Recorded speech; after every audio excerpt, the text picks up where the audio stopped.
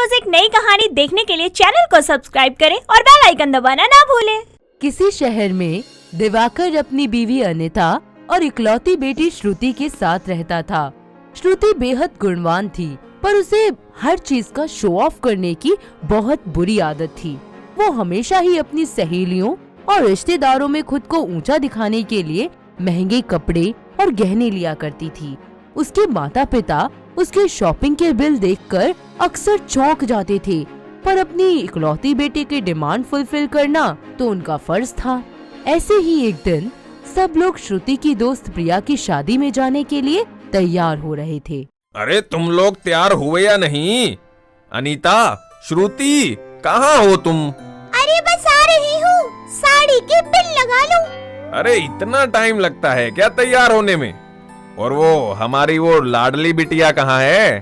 पापा देखिए मैं आ गई। अरे वाह, आज तो मेरी बेटी बिल्कुल परी जैसी लग रही है, नजर ना लगे। थैंक यू पापा। सब लोग तैयार होकर शादी में जाते हैं। श्रुति जल्दी से अपनी दोस्त प्रिया के पास उससे मिलने जाती है, जो कि स्टेज पर दुल्हन बनकर तैयार खड़ी थी। हाय प्रिया। ओ हाय श्रुति, और बताओ कैसे लग रही हूँ मैं? अरे वाह प्रिया, तुम तो सच में इस लहंगे में एकदम अप्सरा जैसी लग रही हो। हाँ सच में, पता है ये लहंगा ना मेरे पति ने मुझे गिफ्ट में दिया है। और बताओ ये ना अनीश मल्होत्रा का डिजाइनर लहंगा है, पूरे 4 लाख का है। क्या सच में? मैं तो कहती हूँ श्रुति तू भी शादी कर ले।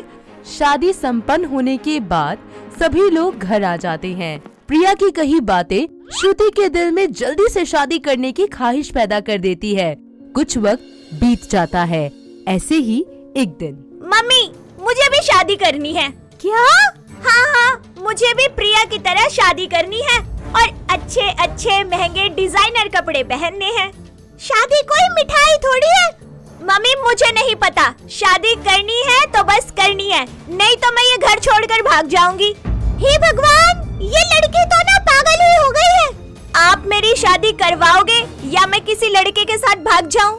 अच्छा मेरी माँ ठीक है, मैं तेरे पापा से और रिश्तेदारों से इस बारे में बात करती हूँ। अनीता सारी बात जाकर अपने पति को बताती है।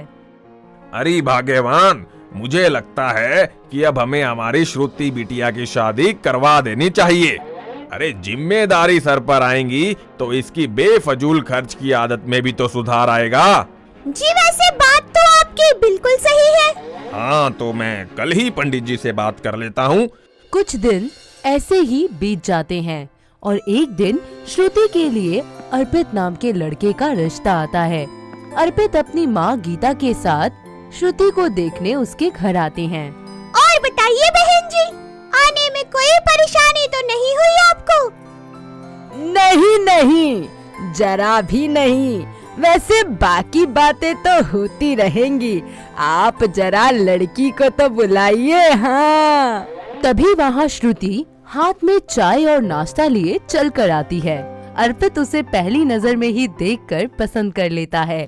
दोनों के माँ बाप उन्हें अकेली बात करने के लिए छत पर भेज देते हैं। तो आप कुछ अपने बारे में बताइए। जी मैंने हाल ही में ग्रेजुएशन कंप्लीट किया है। और आप? जी मैं एक MNC में जॉब करता हूँ।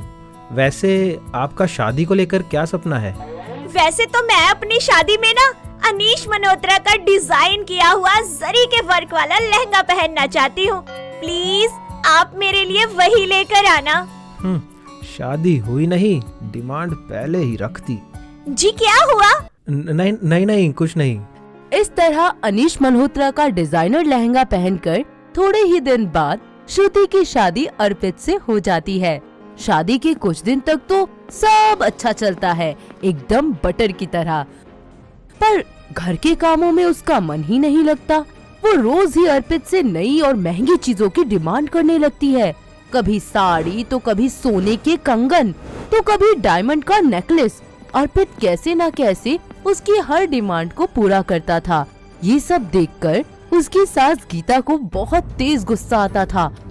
ऐसे ही एक दिन, अरे बहू कहाँ है तू? जरा यहाँ तो आ। यस सासू मॉम, कहिए क्या बात है। आई बड़ी, घर का काम तो तुझसे होता नहीं, जरा अपनी सास की सेवा ही कर दे, मेरे पैर दबा दे। आप खुद दबा लो ना सासू माँ, मेरे हाथों का नेल पेंट खराब हो जाएगा। यहाँ मेरे पैर इतने दर्द कर रहे हैं और तुझे मुई नेल पेंट की पड़ी है। ऑफ कोर्स सासू mom, look at this, it's mirror nail paint. आपको पता है कितना ट्रेंडी है ये। जुबान कम चला और काम कर, समझी।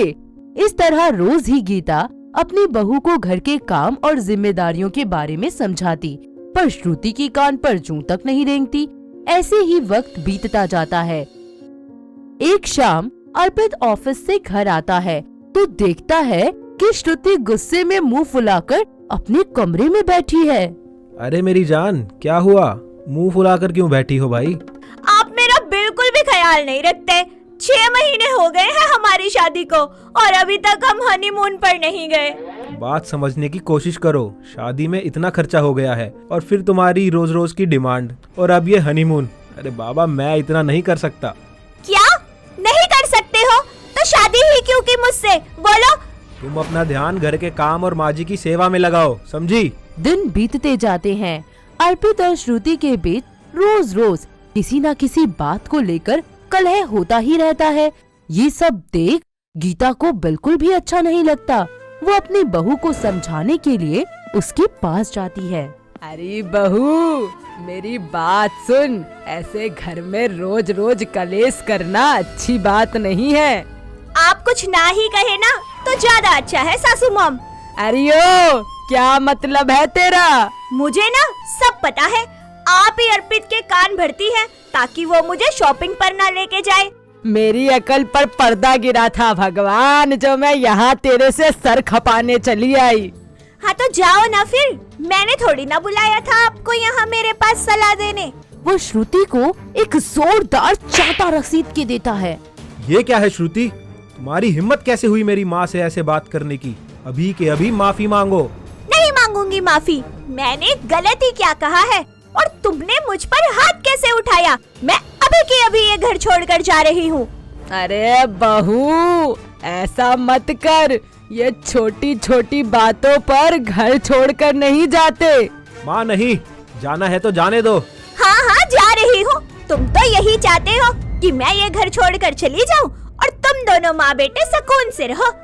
बंद करो अपनी बकवास और कान खोल कर सुन लो। अरे मैंने तुम्हारे माँ बाप से दहेज तक नहीं लिया। क्यों? क्योंकि मुझे पता है पैसे की वैल्यू क्या है, पैसा कैसे जोड़ा जाता है। शादी से लेकर आज तक मैंने तुम्हारी हर डिमांड पूरी की। तुमने कभी सोचा कि मुझे कितनी दिक्कत होती होगी ये सब मैनेज करने में? बोलो, सोचा कभी? अर्पित की बातें सुनकर श्रुति को अपनी गलती का एहसास हो जाता है।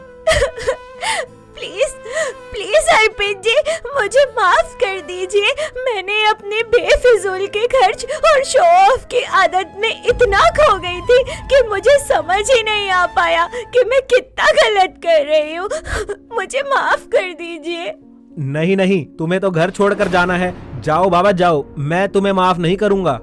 अरे मेरे लाल, माफ कर दे बहू को, गलती सबसे हो जाती है। हाँ, इस तरह अर्पित अपनी बीवी को माफ कर देता है। साथ ही श्रुति अपने बेफजूल के खर्च करने की आदत को छोड़कर पैसे जोड़ना शुरू कर देती है और घर की सारी जिम्मेदारियां अच्छे से निभाने लगती है। फिर सब एक साथ मिलकर खुशी खुशी रहने लगते हैं। तो दोस्तों, कैसी लगी आपको हमारी ये डिमांड वाली बहू? क्या आपके आसपास भी डिमांडिंग बहुएं हैं? है ना? तो फिर कमेंट करके बताते क्यों नहीं? दोस्तों, अगर आपको ये कहानी पसंद आई तो इसे लाइक करें, शेयर करें और कमेंट करके बताएं कि कहानी में आपको सबसे अच्छा क्या लगा।